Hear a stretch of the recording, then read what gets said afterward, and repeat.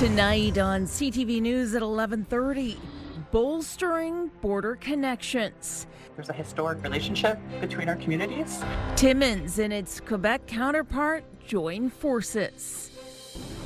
Plus, one man's fight to live in a shed, I'm prepared pretty much to stay here.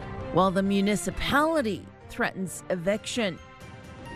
And back to the Olympics in Italy.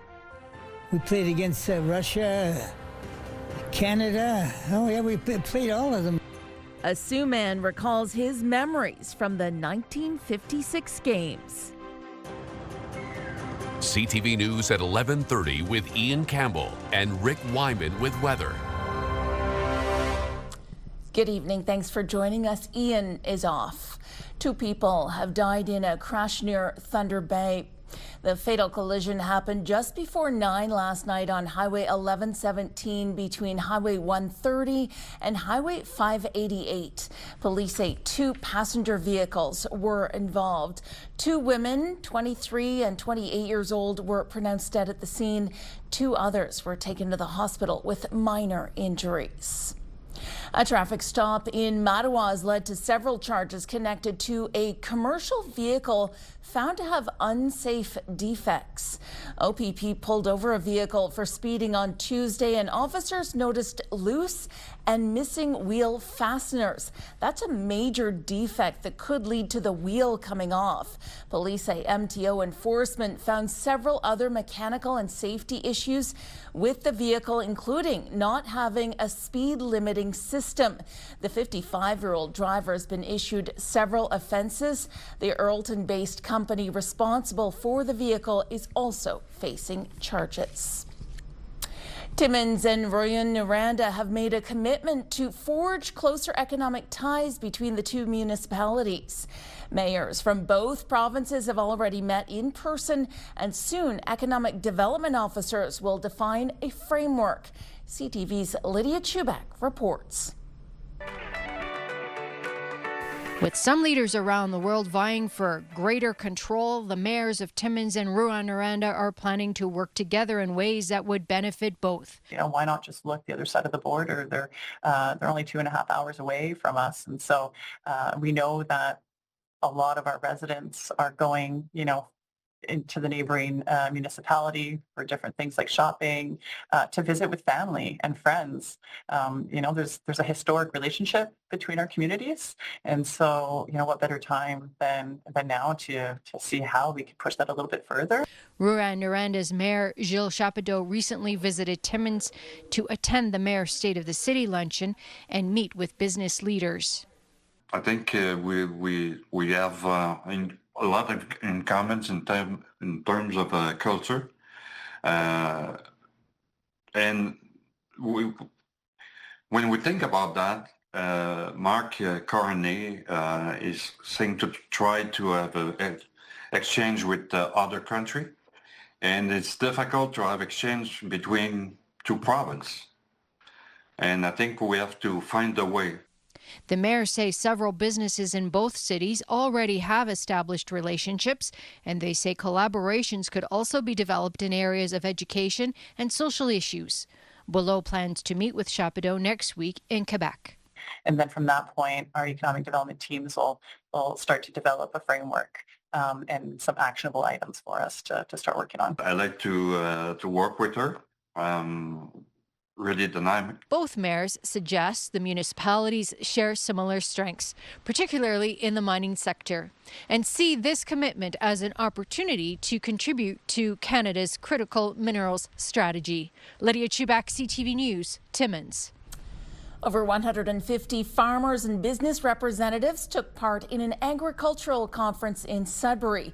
It's hosted by the Northern Ontario Farm Innovation Alliance, known as NOFIA. Organizers say there are growing agricultural opportunities in our region. CTV's Alana Everson reports. It's a 2-day conference to share ideas and information about innovations in agriculture in Northern Ontario. It's a growing industry for sure. Like we're developing more and more land every year, and we're growing better and better crops. And a lot of that has to do with tile drainage, of course. Norman Cook farms 12,000 acres in the Timiskaming region, growing several different cash crops.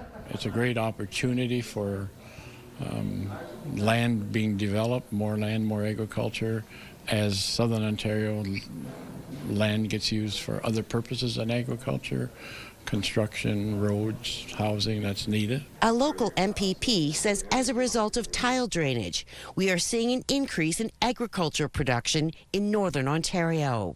What was never available to happen in the north, growing soybeans, canola, black beans, that's all going to be available to us. And as we develop that further, it's great news for the farmer. And it takes away, the water and prevents flooding if we get these big downpours like we've been experiencing in the last couple of years. Another topic at the conference is AI, helping farmers understand the emerging technology and its possible uses in agriculture. Alana Everson, CTV News, Sudbury. A West Nipissing man is fighting to stay in the tiny shed he built on his property. But as CTV's Eric Tashner reports, the building is not to code, forcing the municipality to act.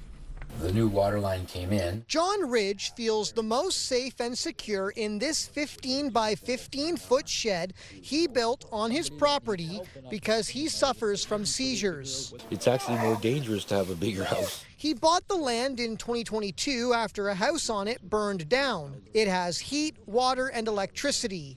But problems with the municipality arose in the fall after officials discovered the unit doesn't meet several building code standards, which he has issues with. Part of the problem is you're taking apples and oranges, where you're taking this really small space and trying to compare it to a 2.5-story house with an attic and a basement, and that just really isn't comparable. Ridge says he's been told there's not enough insulation, it needs 4-foot footing foundation, and the drainage pipe vent is not long enough. Ridge did connect the drainage pipe from the remnants of the burned down home to the shed. But my vent is only about 32 inches and it has to be 42 inches. So I'm going to add that. Another issue is that the building has a permit for a shed and not a tiny home. The municipality is threatening eviction by padlocking the door if he can't get it to meet the building code. We're bound by provincial legislation, national legislation when it comes to Building Code Act, and that is in place for the protection of the actual resident, the liability of the municipality. In response, a neighbor parked an RV in his driveway for him to live in. But a bylaw in place doesn't allow for that either. In his meeting with me yesterday, reassured me that he's going to be vacating the property and trying to make other arrangements. The municipality says it has no intention to oust people during the cold months, but stresses people need to understand building codes and permits. Right from the hop, if they are honest with the municipality, we will do our level best to assist them as best as we can with providing a roadmap on all of the rules. A meeting has been scheduled between both parties on Monday to try and come to a resolution. In the end, Ridge just wants to live in the unit he's been living in for 3.5 years in peace. I'm prepared pretty much to stay here. But that's all contingent on what he can do to fix it up to meet the standards. Eric Tashner, CTV News, West Nipissing. Public Health Sudbury and Districts wants to learn more about ageism experiences. Ageism is described as someone being treated unfairly because of their age. The health unit has launched a survey on its website to gather details and information. They're looking for residents who've experienced ageism. They must live in the health unit's catchment area and be 18 years or older. Ageism is one of these factors that have a huge impact on individuals' health. It can impact you at any age. We have lots of national stats on ageism and how many people or what percentage of the population experiences ageism, but we don't have those local stats or data to show if ageism is a prevalent problem here in Sudbury and across our service area. The Junction Creek Stewardship Committee is warning snowmobilers to watch out for Phragmites. That's an aggressive non-native species of perennial grass that can grow up to 5 meters in height. Snowmobiles can pick up the invasive plant and spread it around as they travel. That causes the plant to spread, overtaking plant, wildlife and fish habitats. The Stewardship Committee says there are 2 variations of Phragmites in Sudbury. Just one is considered invasive. The invasive version is thicker. It's got a big seed head and it grows a lot quicker. It spreads a lot quicker. And that's why it's considered such an issue, is because it actually spreads through rhizomes, which are the roots, as well as through seed heads. The big seed head there will have about 3 million seeds a year. Not all of them are viable, but as you can imagine, they spread rather quickly. Time now for a short break here on CTV News. Coming up, Rick will have your full weather forecast. For now, we're going to take a look at the current conditions. It is very cold outside. The wind chill makes it feel even colder. Clear skies down on the island, 19 degrees. Some light snow for Timmins and Kapuskasing, and minus 26 for Timmins, minus 23 for North Bay. Back after the break. Welcome to the weekend. Let's check out the forecast radar. We've got some cold temperatures tonight and overnight, continuing in tomorrow, though. Well, we've got loads of sunshine for tomorrow. Here's our system now, relatively clear after all kinds of squalls and snow flurries and what have you, periods of snow experienced on Friday. Let's check out some of the numbers now. Sudbury Nickel Belt waking up to minus 33 with the wind chill tomorrow, Sunday. Warming up just a bit, some sunshine, minus 13. Chance of flurries for 3 consecutive days. Minus 9, minus 6, minus 5, which is not too bad for this time of the year, and minus 6 cloud cover by next Thursday. Sault Ste. Marie, Algoma, mainly sunny tomorrow. Wind chill when you wake up, minus 30. Sun and cloud on Sunday, warming up to minus 9, then minus 5 Monday, minus 3 on Tuesday, minus 4 Wednesday. All 3 days with the chance of flurries, and minus 5 by next Thursday with the sun and cloud. In Timmins, Cochrane, Kapuskasing, chance of flurries for tomorrow. Wind chill minus 36 when you wake up. Sunday, we've got sunshine, minus 14, then minus 9, minus 7, minus 8. Monday, Tuesday, Wednesday, all 3 days with a chance of flurries. Chance of flurries on Thursday, getting colder once again at minus 9. But again, you're going to see a big difference in temperatures from this evening and tomorrow to the early stages of next week. Temiskaming Shores and Kirkland Lake. Chance of flurries tomorrow, waking up to minus 33, minus 15 sunshine on Sunday, Monday, Tuesday, Wednesday, and Thursday. Either flurries or periods of snow, minus 10, minus 7, minus 6, and minus 7 once again. A good bet on the periods of snow come Wednesday of next week. Now we'll look at North Bay and West Nipissing, minus 33 when you wake up tomorrow.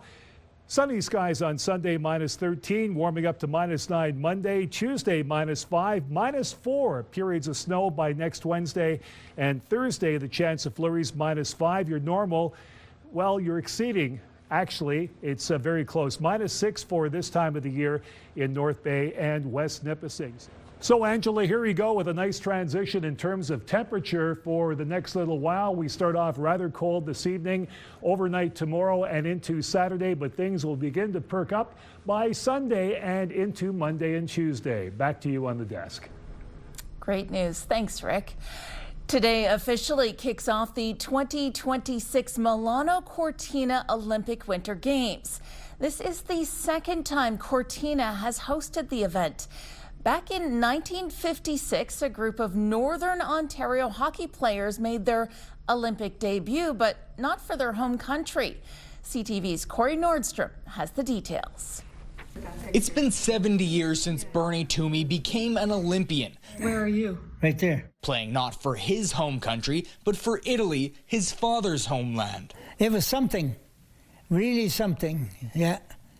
We played against Russia, Canada, oh yeah, we played all of them. Russia, Switzerland, Austria, Germany, played against all of them, yeah. Donning the Azzurri blue in 1956 alongside Toomey were Carmen Tucci and Aldo Miniaco, all three from Sault Ste. Marie. Miniaco's in-law Bill O'Donnell took a special interest in the unique story and has been compiling information on it since 2021 for a documentary. I started doing research around those three fellas, only to find that there was a fourth fellow from Northern Ontario, Ron Ferlani from Sudbury, who also played on that team, and two men from Niagara Falls, Carlo Montemurro and Reno Alberton. O'Donnell's curiosity unearthed stories that even the relatives of the Olympians didn't know. I have two grandsons who probably will play hockey, and I think now they will have all this history. You know, when they're growing up, they'll know all this and, you know, much more than what we, and hopefully talk about it much more than we ever did. They're all humble. My uncle was very, very humble too. He never talked about it. It was my father that taught me and talked about him all the time. They would switch around their hockey equipment, the numbers on the gloves, for example, with other players, so the Russians or whoever they're playing would think, oh, that's number 3, watch out, he's got a really good shot or something, but they would switch them almost every game just to fool the competition. 70 years ago, what am I going to think about? What did I do over there? I remember getting penalties. The games being back in Cortina this year is special for the families who say they're proud of the two countries they see themselves in, even if they sometimes pick favorites. Oh, I will. I'll root for Italy as long as they're not playing in Canada. If they're playing Canada, I go for Canada.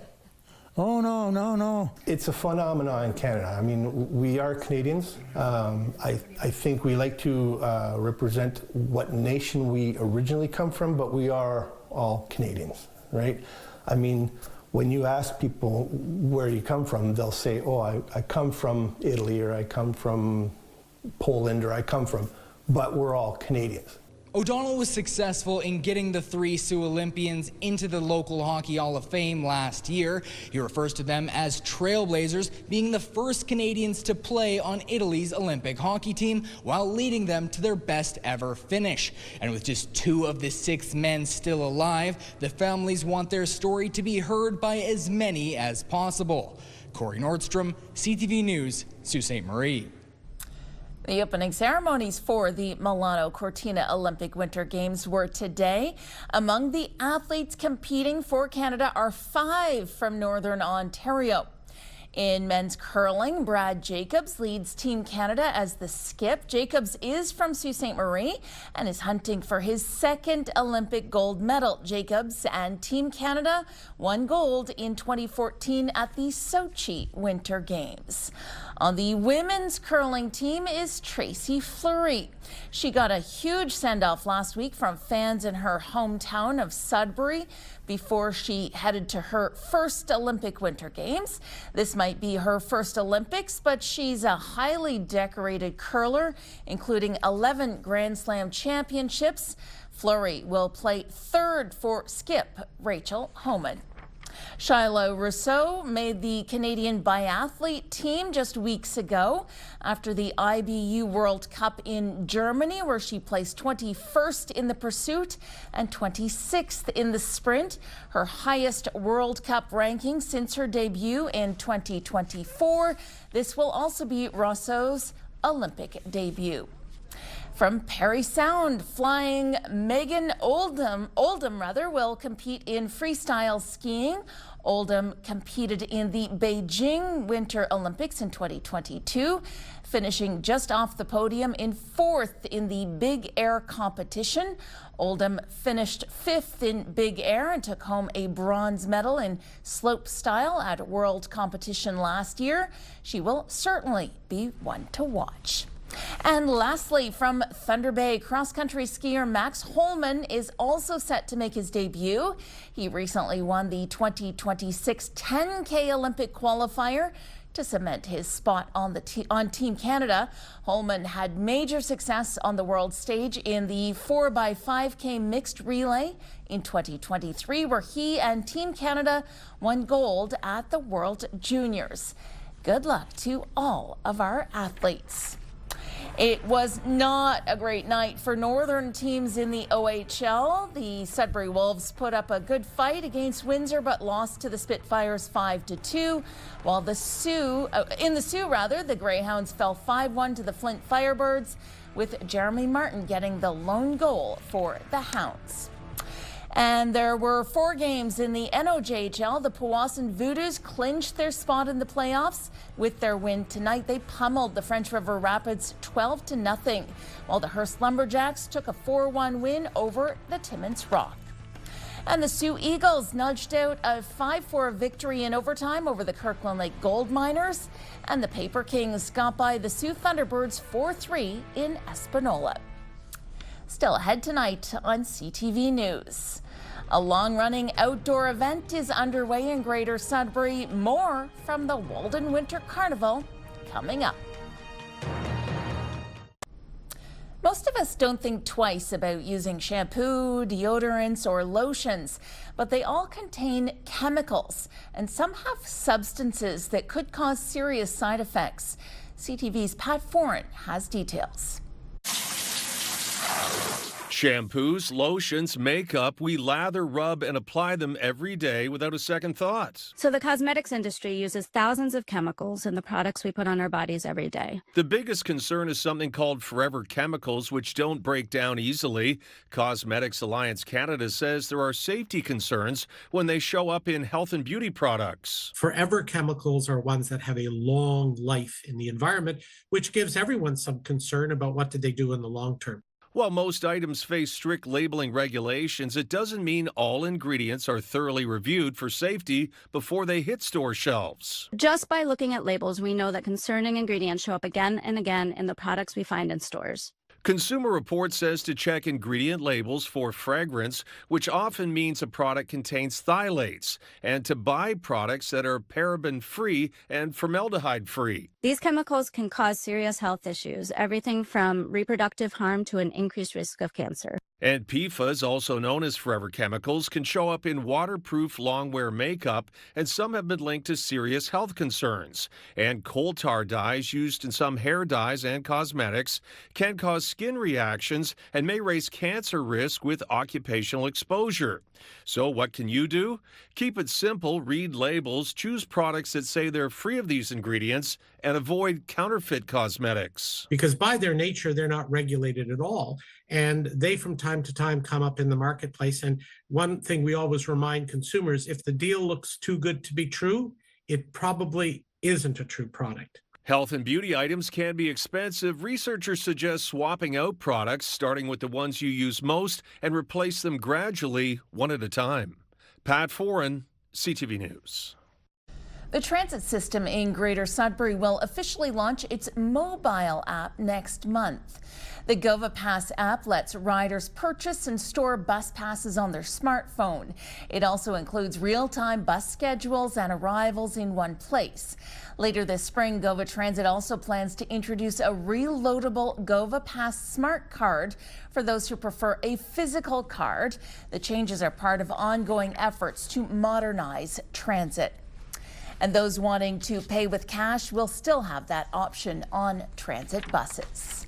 Residents from the Greater Sudbury community of Lively gathered outside the TM Davies Community Centre last night to kick off the long-standing Walden Winter Carnival. As it always does, the celebration started with a bonfire before fireworks officially started the 4 days of outdoor fun. According to organizers, the weekend will include inflatables, axe throwing, and more than 100 family-friendly activities, something for everyone. Look at the great community spirit, and we're outside. It's in Northern Ontario in the wintertime, and people are out having a wonderful time, and it's just silly, the first day of the carnival. And then once the kids get doing the activities, you just see them light up like bright lights. It just creates a wonderful spirit, and we couldn't do it without the support of the whole community. Eberhardt says he's grateful for the volunteers and committee who help put on the popular outdoor event every year. Finally for us tonight, a record-breaking 150 dogs from shelters littered across the U.S. and the British Virgin Islands will compete in the 22nd annual Puppy Bowl on Super Bowl Sunday. The annual event is meant to promote pet adoption, with adoption stories intertwined with a little friendly competition. And new this year will be a special halftime exhibit game featuring 15 senior dogs, Team Oldies versus Team Goldies. And that takes us to the end of our newscast this Friday night. For the latest news anytime, head to our website, ctvnewsnorthernontario.ca. You can also download the CTV News app. Have a great weekend. Thanks for watching. Good night.